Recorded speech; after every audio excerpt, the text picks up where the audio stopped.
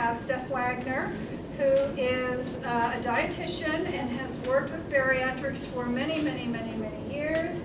She has a website, which she will tell you about. Well, that's it right there, foodcoach.me. And there's just tons of information on that. And we had asked her to come talk about, there's a million fad diets out there all the time. There's the intermittent fasting diets and all the other stuff that's out there. And we wanted somebody to come and talk about those diets after bariatric surgery. So that's what Stephanie is here to do.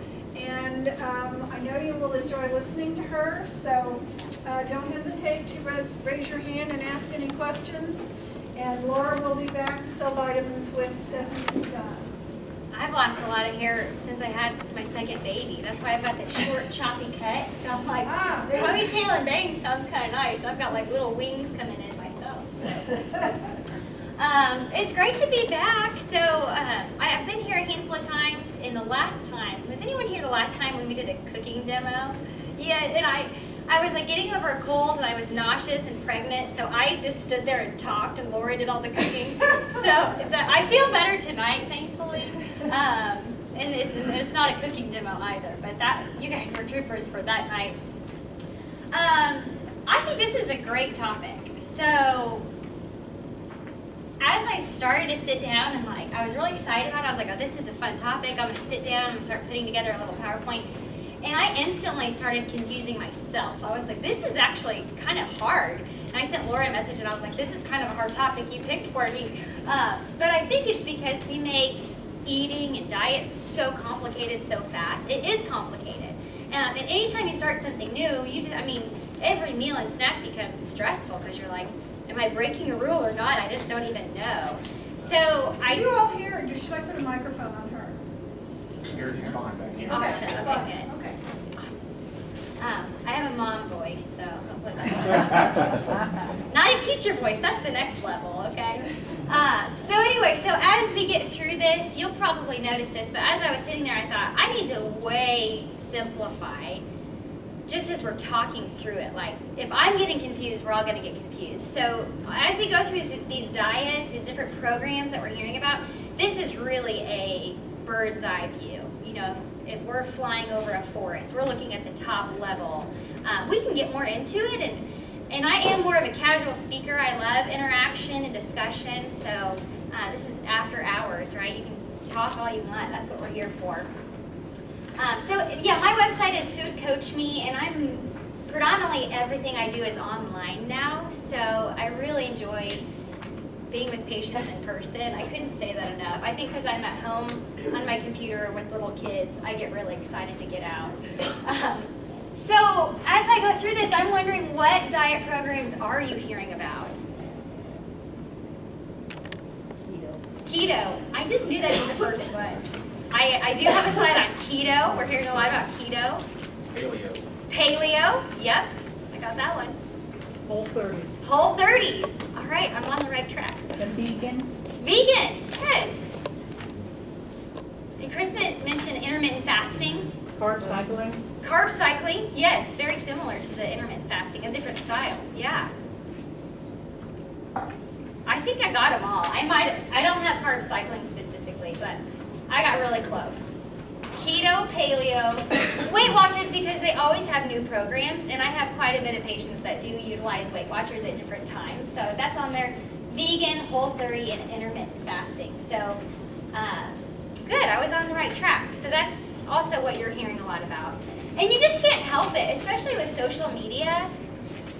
Everyone's posting a before and after and telling you what they did, and they're, now the biggest advocate for what that is, and you can't help but wonder, like, what are they doing? What is that? Can I do that? What, So it's more than normal as these things pop up for us to be like, what is that? How would that one work? So what I like to do, like I said, I'm going to really try to keep it more simplified, top level stuff. But anytime someone's going to ask me about a new diet program or eating pattern or eating plan, the two questions I want to know are, does this totally contradict the bariatric diet? Like, is this way left field? Because then we've got to figure out, what are we missing if we're like way off base? So some things like kind of contradict, but we can make a marriage between it, or we can make it work if it's more your personality type. Because then sometimes your brain just works differently, so you kind of move towards one than the other. But if it's totally contradicting the diet, then we usually need to hit the brakes, and that's when you want to go back to Laura, your team, and say, can this fit or not? And then secondary to that is it sustainable? So that's just the question at any time you start a new plan. Like, is a fad diet by definition would be a short-term diet. It's not a lifestyle change, it's not long-term. And those, as we've seen through studies and research, are actually worse on our health to do back and forth yo-yos than something that's more sustainable. So as we go through those are the two questions I'm just going to come back around to. Is it totally contradictory to the bariatric diet? Is it sustainable? All right. So what I'm going to do first, before we get into each of those diets, is we're just going to review the bariatric diet. So, let's have a baseline of what the bariatric diet is, so then we can know if something's contradictory. Every program differs a little bit. I know you've seen that. Everyone online is doing things a little bit different, or your friend had surgery somewhere else, they're doing things a little bit different. But at the most basic level, this is about every bariatric program is going to say, what's number one? Protein. Always, right? You guys are going to get 100% on that quiz every day. What's number one? Protein. Unless they put water, then that would be a trick question. That's a tricky quiz. So protein first. Goals are differing. Most, we're aiming for 60 grams of protein. There's some variance with that. Non-starchy vegetables are the next thing. Best thing to pair with protein are your non-starchy vegetables. Fruits, a little bit paired with the protein. Fats, if they're heart healthy, a little bit. But then the big dog, avoiding high starch, high fat, high sugar foods. I always think of it as an upside down stoplight. The green light is protein and vegetables. The yellow light is fruits and fats. We take a little more caution there. And then the red light is the starches and sweets. So that's why it's an upside down stoplight. Actually, for a while I had a printout. Back when I was in Oklahoma and I was working with patients, I had a printout of a stoplight, and someone else had to tell me, that's upside down, right? It's like a stop, it's an upside down stoplight. Oh, you're right, the green's on the top. So upside down stoplight. And then these are just eating behaviors. They're not, I kind of space them because this is food related, which is what we're focusing on. These are eating behaviors because of the physical limitations after weight loss surgery. And then every program out there is going to have you get a ton of water in. I don't think anybody, argues that one. Okay, so there's a good review of the bariatric diet. Let's talk keto. Okay, keto, like I said, I'm not going to get all into ketosis and ketones. That's where I was like, we just don't need to go there. I can if you want to, but we're going to do a little bit more basic. Keto stands for the ketogenic diet, and at the end of the day, it's all about minimizing carbs, way low carb, but it is really high on fat, very high on fat. Oftentimes, the calorie intake is 60 to 75% from fat. Are you journaling in Bariatric mostly? Okay, or other similar. So, do you ever look at the pie chart? Think about 75 of your pie chart being from fat. It's a lot of fat. Partly that is because, and again, I'm going to try not to go too far down the road, but 1 gram of fat is 9 calories. 1 gram of protein is 4 calories. 1 gram of carbohydrate is 4 calories. So if you were to eat 5 grams of fat and 5 grams of protein, it looks like you ate the exact same, 5 and 5. But in terms of calories, your fat calorie intake was much higher. So when you look at a pie chart, it's actually really easy for the fat to get really high, really fast in terms of percentages. But that's really what the keto diet is doing, is they're like shooting up the fat in order to keep the carbs down. I just had to put the next 2 bullets on there because this is keto talk. Does anyone know what a fat bomb is? Does it sound appetizing? What would you describe as a fat bomb? Something totally fat. Yeah, they're high-fat High snack, fat. high-fat, low-carb snacks Yep. that are, They Are- taste amazing. yeah, they're delicious. You speak keto, if you know that. What about bulletproof coffee? That's amazing love too. Okay, so It's describe coffee with butter and coconut oil or MCT oil that you whiz up with I use a stick blender when I do it. I haven't done it since I had surgery, but yeah, you whiz it up and it emulsifies and it's Yeah. super rich and delicious. Yeah, so now you all can speak keto at a party, right? You'll know bulletproof coffee. The amount of things I could get done after a cup of bulletproof coffee, right? That's What are the fat bombs? a fat bomb. There's different recipes and different things. Someone said it already. It's a high fat, low carb snack. That would be the definition of a fat bomb. Like what? But sometimes, sometimes you'll see a recipe that's like a peanut butter fat bomb, and it might have Or a cheesecake fat bomb. I yes, use sort of like a cream lot. cheese and Coconut oil. oils, creams, very high fat. Yeah. So that's a fat bomb and the bulletproof coffee, and I feel like that is what makes you like you'll know what you're talking about at a cocktail party. I don't get invited to cocktail parties, but I'll be ready. So I'm not answering the is it sustainable question. I just have that on every slide as a reminder, that as a prompt. Is this sustainable? Is this sustainable? So I don't necessarily answer that one for you. I just like to tie it into everyone. Does this totally contradict with the bariatric diet? I feel like that one is something I should answer. I would say that it doesn't totally contradict it. There are some parallels here. What's the biggest parallel? Protein. Low carb. Low carb. You got it. The biggest parallel is it's a low carb diet. But they're putting a big emphasis on fat, whereas the bariatric diet would put a big emphasis on protein.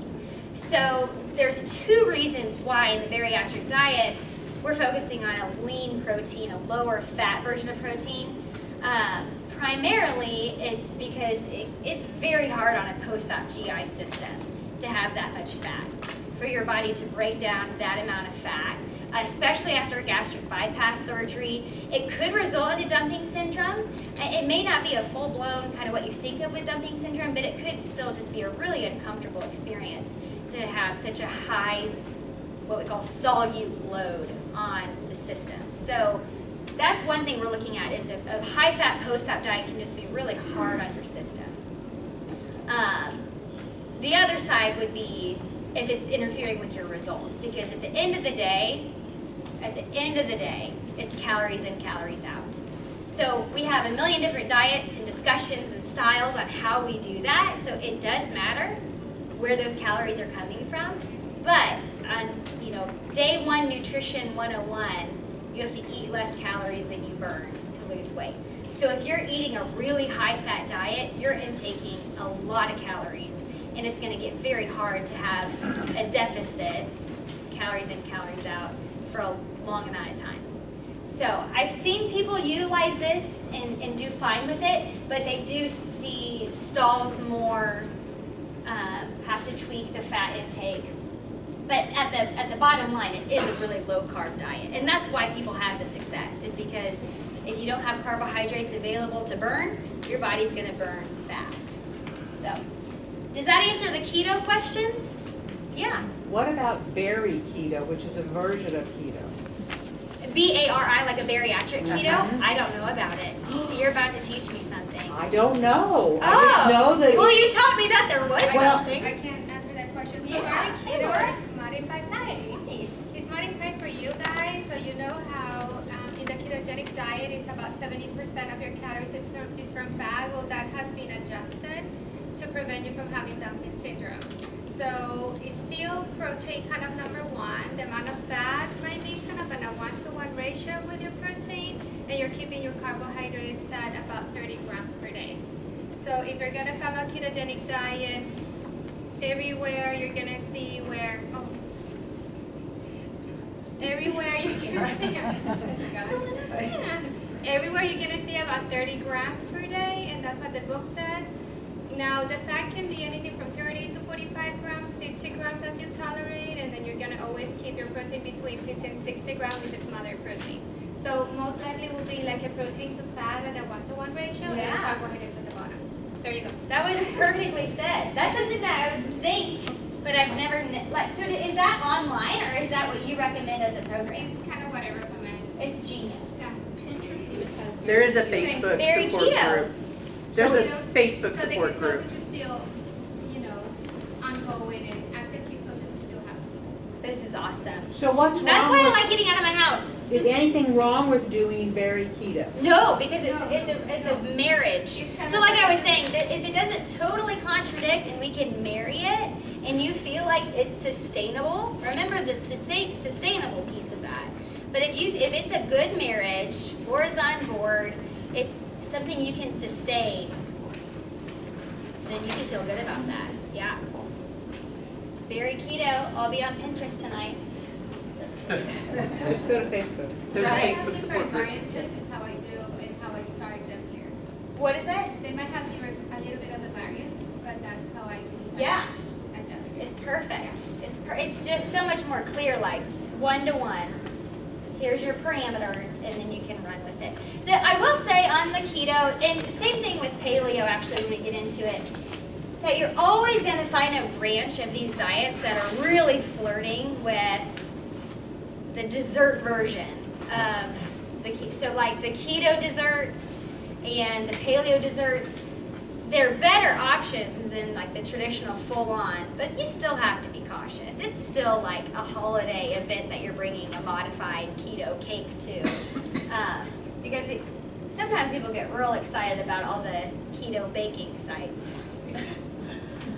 which isn't all bad if it's a special occasion. So still have to 1-to-1 ratio. Okay, so we feel good on keto. Paleo. It differs a little bit. I feel like a lot of the popular diets right now have really similar flavors. At risk of using the word flavor because we're talking about diets. But paleo is the Paleolithic diet. This is the one they often talk about as the caveman diet. And the idea is that it's so unprocessed that a caveman could go and find it, is kind of like what their baseline tagline would be. So it's leafy greens, pesticide-free vegetables, nuts, fruits on occasion, grass-fed meat, pastured free-range poultry, wild-caught fish, so it's very natural things. It is low in carbohydrates by nature of eliminating processed foods. So it kind of just goes hand in hand, that a caveman is hunting down meat and eating vegetables. So by nature, it ends up being a lower carbohydrate. So still a great focus on meats and proteins. Again, is it sustainable if you're looking into a paleo-style bariatric diet? Does it totally contradict with the bariatric diet? I would say largely no. It can fit within the guidelines because you're focusing on meats, vegetables, limiting the fruits and fats. And then similar to what I was saying about different desserts and stuff, but some foods are paleo-friendly, but they still bring in a lot of carbohydrates. So you still have to be cautious on, again, the marriage. And with paleo, it's primarily root vegetables. They'll do a lot of sweet potatoes, root vegetables. Any vegetable that grows in the ground is going to have a much higher carbohydrate content. So you might see some, usually the paleo recipes are pretty elaborate, but if you're going to make like a big elaborate paleo chili, it might have a handful of root vegetables that are bringing the carbohydrates up pretty high. So still have to keep, some mindful consideration on those. And it can also be higher in fat. It's not always lean meats as much as it is like, pastured, free-range, grass-fed, but it doesn't necessarily mean it's a low-fat meat. It could be like a really natural bacon, and that's still going to be a high-fat meat. So you're still keeping somewhat of an eye on fat, some of those root vegetables. And oftentimes paleo diets, what exercise program do you think of when you think of paleo? CrossFit. CrossFit. Well, the intensity of CrossFit is so high that people typically do have great success when they pair the paleo diet with CrossFit because they're burning a pretty good amount of calories. So the fat content they're keeping that deficit between the amount that they're burning and what they're intaking. So again, is that sustainable? So maybe the diet feels more sustainable, but the activity level doesn't feel as sustainable. So so you're doing a more modified paleo because you can't be at CrossFit for an hour every day. I see head nods. Sound about what you were thinking with paleo? Any other questions on that one? It's been around a little bit longer, right? So keto feels a little bit more like hot off the press. It's been around, but paleo's been around. I have some good friends, not bariatric patients, but some good friends that have been eating paleo for 10 years, like very consistently. So if it's something that you know, your personality or your way that you look at food lines up with that, then it is sustainable. I've seen a lot of people sustain it very well. Okay. Next up is just a classic Weight Watchers. I even have to keep up. Weight Watchers, you know, is backed by an army of dietitians. So it is, you know, built from sound nutrition advice. But they do kind of tweak their program a good amount. Right now, all over their homepage is the Weight Watchers Freestyle. So their method here is that they're really trying to keep people from being so strict that you're on or off, you're good or bad. They're looking for what's sustainable. So this Freestyle has, their big thing is that it has over 200 zero-point foods that you don't have to track. You still have to track all your other stuff, but you don't have to track the 0 points. They also have where you can transfer extra points to another day. So if you have a birthday party this night, you can transfer things around.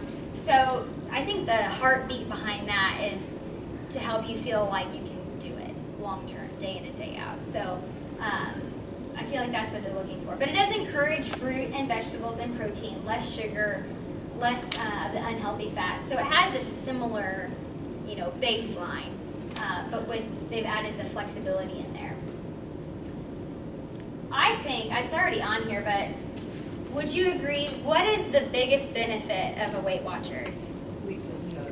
Weekly weigh-ins. You don't have to raise your hand, but raise your hand if you've been in Weight Watchers. Me too, right? So we all have benefited from like what it is to have to walk in that door every week, weigh in, see your people. And it's, I think, the powerhouse behind their program.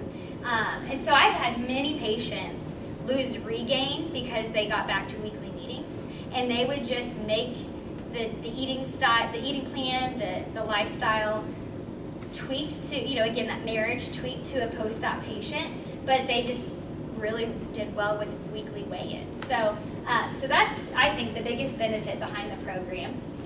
Is it sustainable? Again, personal question, but they're trying to build it so that it is. Does it totally contradict the bariatric diet? As an overarching view, I would say it does not. I've had many patients that use this as a way to get refocused and get back on track. But there's some things you have to pay attention because this program was built for a non-surgical Weight Watchers person. So these 0-point foods that you don't have to track, well, we have to watch them. We, meaning bariatric patients, we have to watch them because they might count popcorn as a 0-point food, but popcorn is a carbohydrate. It does slow down weight loss. It does drive up hunger. So I would still go through that 0-point list and highlight the yeses and cross through the no's and just tweak it, again, to a better post-op diet. Also, just snacking as a whole, just really being honest with the habit of snacking, because I mean, they're basically saying it's okay to snack, to snack on these free foods, which as opposed to if you're in a really bad snacking habit and you sign up for Weight Watchers and now you've switched to snacking on healthier things and you're doing weekly weigh-ins, then you've made a huge stride towards getting back on track. But the root issue is the snacking habit. So you still got to keep an eye on those other habits in there. It might be beneficial. I've had some patients that just say, you know what, I'm going to make 60 to 70% of my points from protein. So I'm still going to track points, but I'm just going to say of my points, this much is from protein, and then I'll have met my protein goals. I'll be so full, I won't be snacking as much. So you can also just, take the outline and then say, I'm going to add this parameter to it to stay on track. Any other questions of the Weight Watchers? I've learned a lot from Weight Watchers. I feel like all my little tricks dip your fork in the salad dressing, right? All those little tricks I feel like have added up throughout my life, so I have a lot to thank Early Watchers. Okay, someone said vegan. Do we have any vegans in the room? Okay, I have to know who I'm talking to before I get into this. It can get dicey if you're. Okay, I have to tell it. I didn't even remember this story until this moment, but now I have to tell it. But this was at least 6 years ago. I was at a food bloggers conference in Austin, Texas, and I had my food blog for like 6 whole months, and I went on this conference, and they had the buffet line open, and I was low carb, so I had like eggs and some Canadian bacon and some fruit, and I went and sat down. And as I was talking to this table, it was a table full of vegan bloggers. And I had no idea. And I'm just chatting, and the next day, they had a sign on their table that said, vegan bloggers. I don't think I want the Canadian bacon at their table. So anyway, I thought it was funny, but I don't think they found the humor.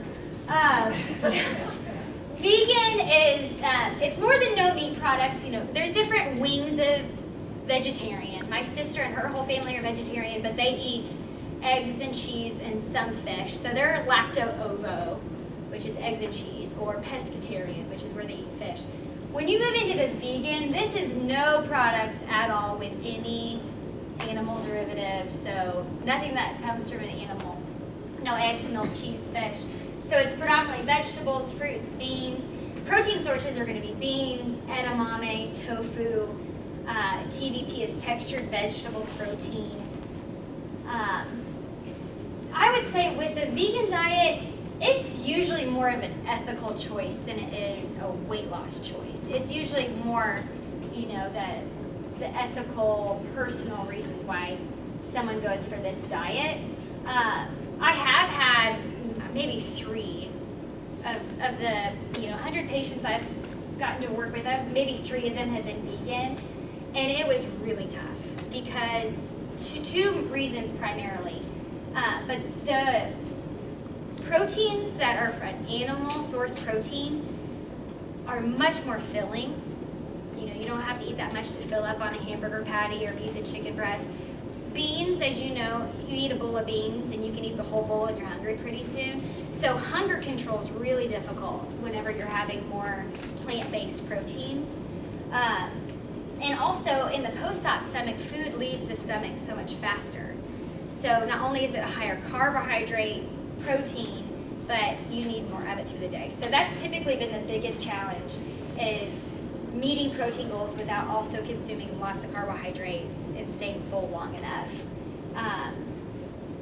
No one in this room is vegan. I don't think anyone's going home and starting a vegan diet because it is more about personal convictions.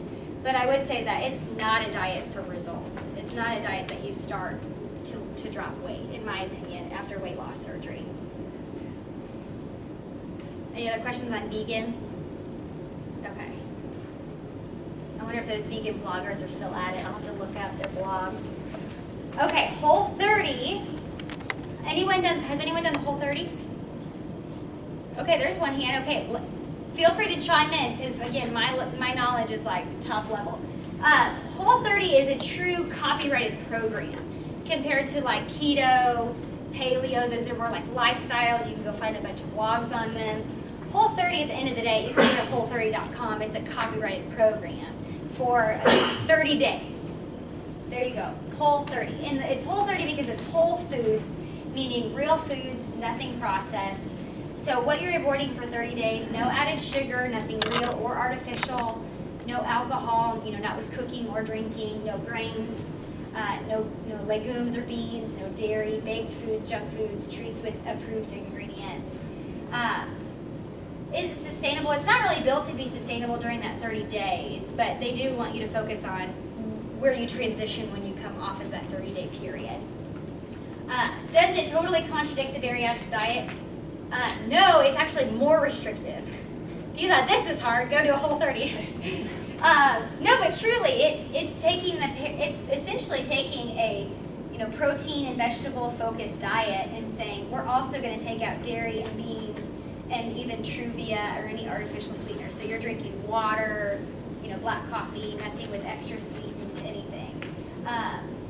So it can be used in conjunction with the post-op diet to get back on track. I've had patients do a Whole30 to get refocused and lose weight or just get back on track. Clear out the house, clear the junk, but it is so important, just like anything. If you're going to do more of a short-term, like jump start thing, like a pouch reset or a Whole30 or anything that's like that, you always have to be prepared for what happens next, because something I have not studied this, but something happens in the brain where you're like, oh, it's day 31, but the whole point was to get back on track and clear things out. So just as you would sit down and kind of plan out what you're going to do for those 30 days, you'd want to sit down and plan out the next 30 days. What am I allowing back in? What am I keeping out? And still keeping some parameters on it. Anything else on Whole30 you want to chime in? No, you have it right. It's really more of like a reset. Yeah. And when I did it, I felt awesome. Like it was the best month ever. I felt so good. Yeah. I mean, it wasn't great when you were taking off alcohol, but Yeah. It's also like a combination with paleo. Yeah. Because you're eliminating all the processed foods. It's very similar. Yeah. Yep. Yeah, I feel like so many of them have a similar spin to them. However, the pouch reset is more like starting with liquids to restrict the size of your stomach and kind of reshape that stomach. Versus it's just starting with solid foods, just unprocessed, correct? Yes, yeah. So it's You're not starting with liquids. It's very similar to paleo. They just dials it up a tiny bit more, but mostly really similar. But there's a lot of great. I mean, if you're on Pinterest and you're tired of looking at bariatric surgery recipes, but don't get tired of looking at bariatric surgery recipes because those are my recipes. So look those up too. Don't forget about those. But if you are like, okay, well, what else is out there? You can look up Whole30 recipes, and you're going to find a bariatric recipe for the most part. So it's okay to even use those as search terms for new meal ideas. Okay, how about intermittent fasting? Have you heard much about this one? Laura, how do you feel about it? It works, especially if you want to get into ketosis. But I would suggest, well, it depends. I would suggest for about 18-24 hours, up to 48 hours, not anything more than that. No more I than don't know 48 what- hours. Yeah. Yeah. And then some people do it at different intervals and different cycles, so I let them choose what they feel best and what works for them. So we can totally, huh? Exactly. So 18-hour fasts Of eating. at the most extreme. At the most extreme. Exactly. But I have few people that do want a full 24-hour, and I don't allow anything more than 48 hours. If they want to do a full day and then get ketosis started, because you can start ketosis between the first day or two right away instead of waiting for 5 days to get into ketosis. But it depends. Yeah. Grace has such a great dietitian. Because I feel like it does when you go to your dietitian, and I know these girls would agree, we're here to support you in what you feel like would be a good fit, and we're going to look for any red flags, but we're also on your team. So I feel like in the past, I'm not trying to put down any dietitian, but in the past, whenever they're like, oh, you definitely cannot do that, it's like, well, I didn't totally come to you to be like a principal. So I just think these girls are so great to say okay, if someone really wants to do that, then we have to meet in the middle and make sure everything's safe and good. But in it, you are pretty hard-pressed to find dietitians that are fans of intermittent fasting as a whole, as a general. Most of them are like, don't ever skip breakfast. Some of you are intermittent fasting, you just don't know it when you skip breakfast and you eat at noon. So intermittent fasting, just to back up, is a pattern of eating. It's not a diet. So it's not telling you what to eat. It's just when. It's a schedule.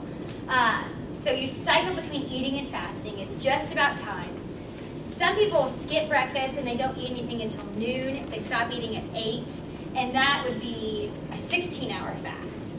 So these girls were saying they might do 18. They'd be okay with an 18 at most, unless someone's really strongly feeling like they want to do more, and then they definitely cap it at 48 hours.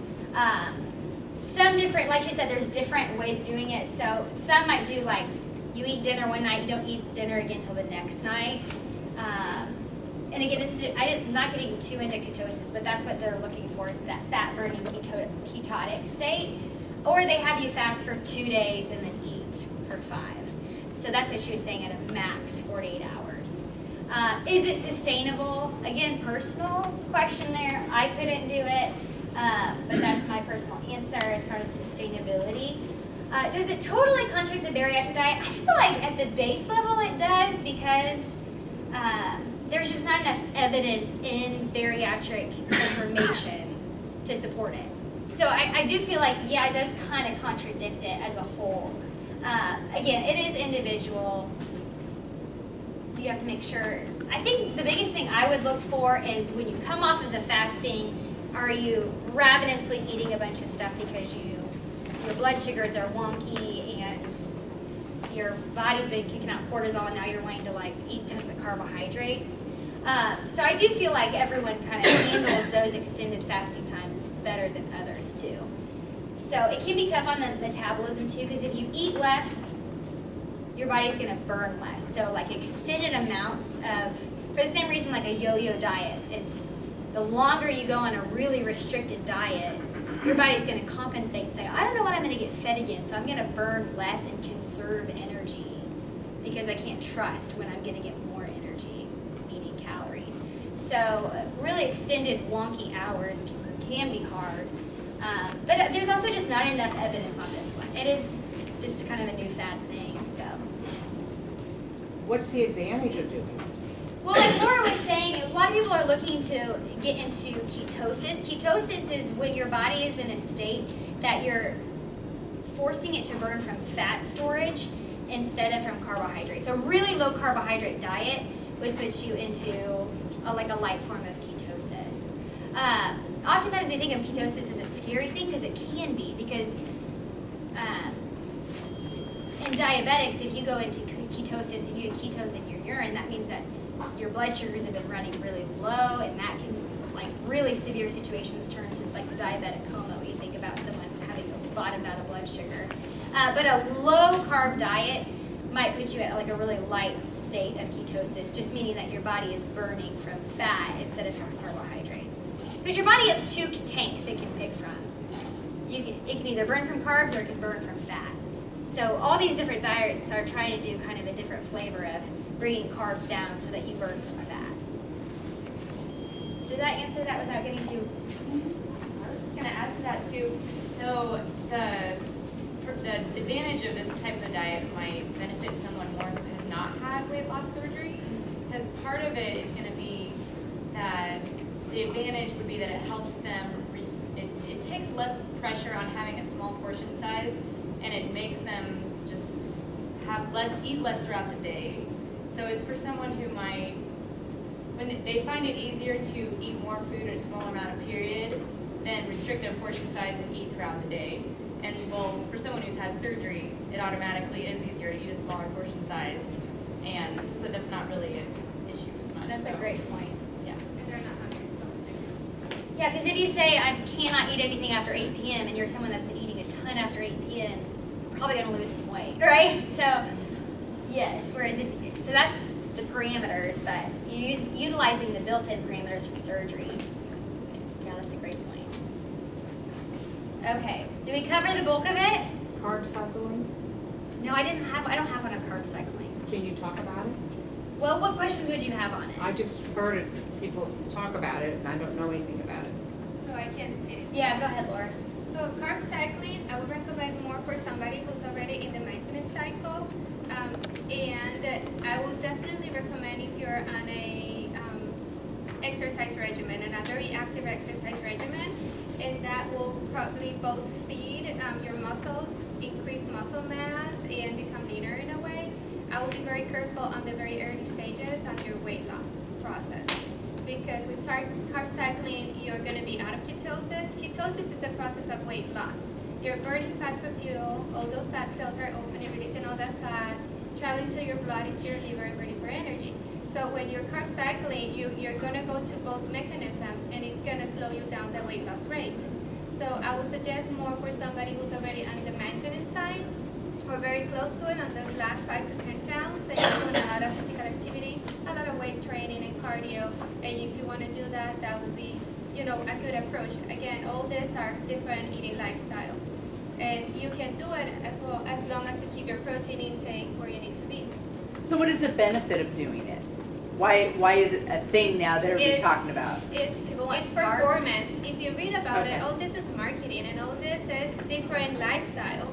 You have a lot of different people out there in the population that are lean, that are healthy, and they're getting into those kind of eating habits and eating patterns just to sustain their performance, physical activity, active life. And then there's carb cycling.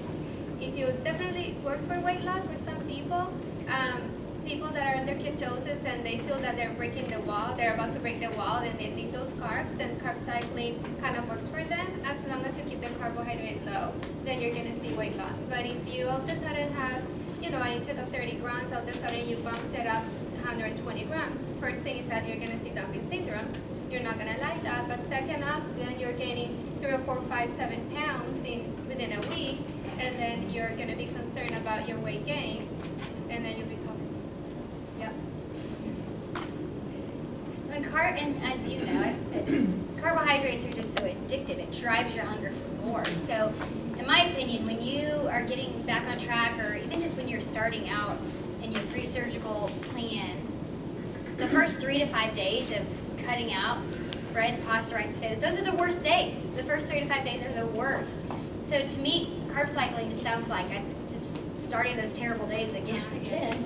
I just got through this. Diet all over again. Yeah, so it's like, yeah, but I mean, some person, again, it's different personalities too, because some people might be like, well, but I want to do it this way, or, but I think too, you know, at the end of the day, weight loss does not come easy, and you know, which is why bariatric programs exist. So a lot of these different diet plans, sometimes the people that are talking about it the most are ones that their bodies lose weight pretty efficiently.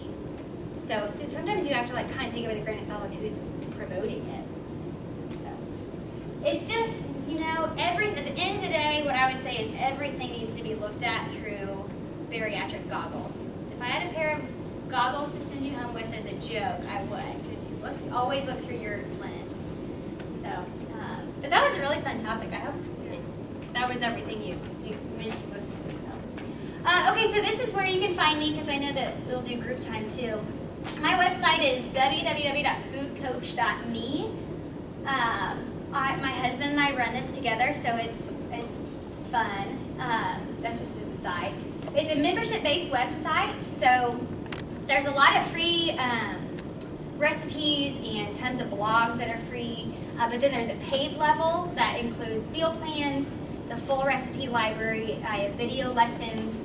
3 times a year I do what I call focus challenges. So October 22nd we have our next focus challenge coming up.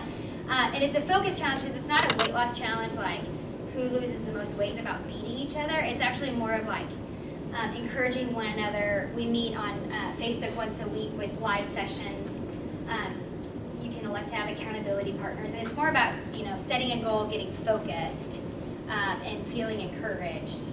And we purposely do it during times of the year that you tend to lose focus. So we're doing it the 28 days before Thanksgiving, the idea being that you move into the holidays in a better place. So those are focus challenges, online community with other members. It's $12 a month. It can be canceled at any time. I have cookbooks. I didn't bring cookbooks tonight just for logistics, but it is on my website or on Amazon. And then my email, and you can find me on Pinterest, Instagram, Facebook. So thanks for having me.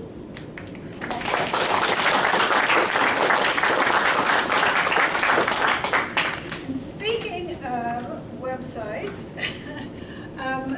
we have a new closed bariatric support group that's specific for the Bariatric Center of Kansas City.